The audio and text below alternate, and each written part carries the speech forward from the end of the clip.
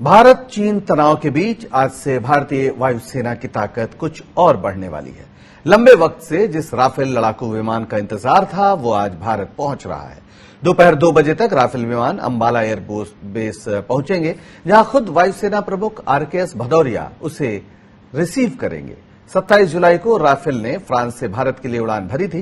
करीब 7 घंटे बाद ये विमान संयुक्त अरब अमीरात के अल्दाफ्रा एयरबेस पर उतारे गए, जहां से अंबाला के लिए उन्होंने उड़ान भरी है। आपको बता दें कि भारत ने फ्रांस से 59,000 करोड़ में 36 राफेल लड़ाकू विमान खरीदे हैं। पहली खेप में 36 में से 5 राफेल लड़ाकू विमान भारत पहुंच रहे हैं, जिसके बाद भारत दुनिया का चौथा देश बन जाएगा जिसके पास राफेल लड़ाकू विमान है।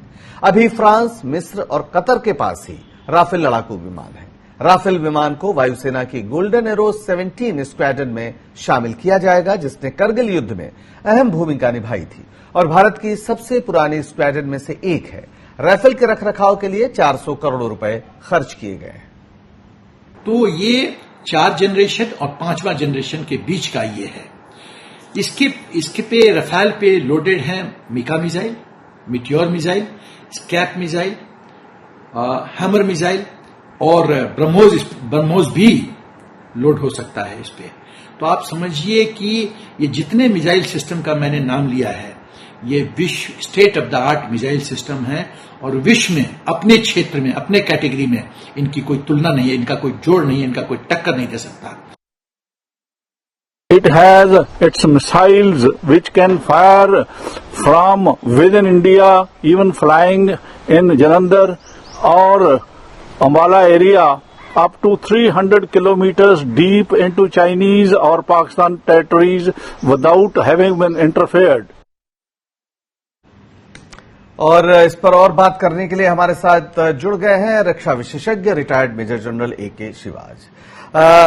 शिवाज साहब, आप ये बताएं कि ये जो आज राफेल आ रहा है, जाहिर है वो भारत की ताकत में इजाफा करेगा, लेकिन ये जो पूरा हम जिस तरह से इसके स्वागत की और जिस तरह से इसमें धूमधाम मचाई जा रही, क्या हम ये माने कि इससे अभी जो मौजूदा भारत चीन तनाव का मसला है उस पे कोई संतुलन भारत की ओर झुकेगा?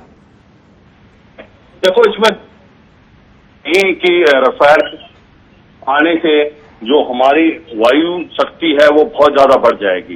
ये जो 5 राफेल आज आएंगे अंबाला एयरबेस में, 17 गोल्डन एरोहेड जो फॉर्मेशन है उसके अंदर आ जाएंगे ये, तो इसके अंदर काबिलियत इतनी है इसकी, जो हमारे आज की तारीख में जहाज है सुकोई 30 MKI, मिराज 2000, MiG-29, जगूर, और उनके साथ जब राफेल मिल जाएगा तो भारत की वायु शक्ति चीन से कम 1 से 1.5 गुना बढ़ जाएगी। और इसकी रीजन ये है कि इसकी जो 5-6 क्वालिटीज हैं जो कि एक प्रकार से सराहनीय है कि इसके पास जो वेपन सिस्टम है वो एक बहुत बड़ा पैकेज है। जिस प्रकार से इसके पास मिटियोर मिसाइल है, air to air, beyond visual range, 70 से 80 किलोमीटर फायर कर सकती हैं।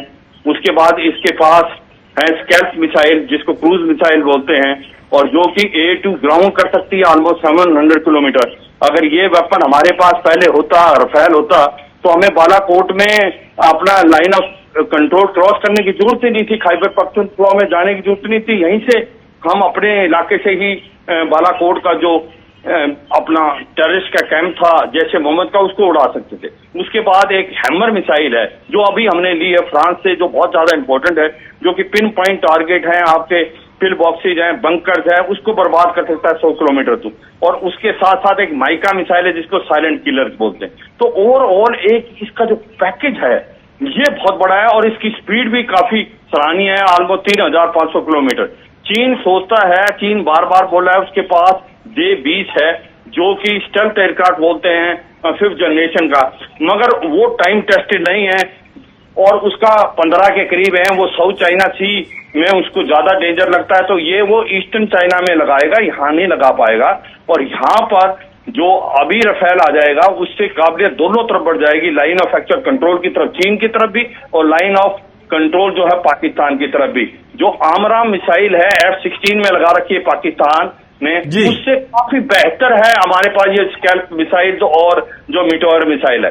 तो ओवरऑल यूं तो 4.5 से 5 जनरेशन के बीच वाला एयरक्राफ्ट है, मगर ये एक टाइम टेस्टेड है, दुनिया का सबसे बेहतरीन एयरक्राफ्ट है, मल्टी कॉम्बैट एयरक्राफ्ट आज की तारीख में। इसको लीबिया में, सीरिया के अंदर, अफगानिस्तान में, इराक में टेस्ट कर चुके हैं और ये लड़ाई के अंदर एक प्रकार से भाग ले चुका है। तो और ये गेम चेंजर है, फोर्स मल्टीप्लायर है। इसके आने से भारत की जो काबिलियत है वो बहुत ज्यादा बढ़ जाएगी और आने वाले समय में चीन 10 बार सोचेगा भारत में कुछ करने का। जी बिल्कुल, बहुत शुक्रिया आपका। फिलहाल चीन ने हमारी जमीन पर कब्जा किया हुआ है, यह भी एक सवाल है, देखना है कि राफेल के आने से उस पर कैसे दबाव बढ़ता है। आपका बहुत बहुत शुक्रिया सिवाज साहब हमसे बात करने के लिए।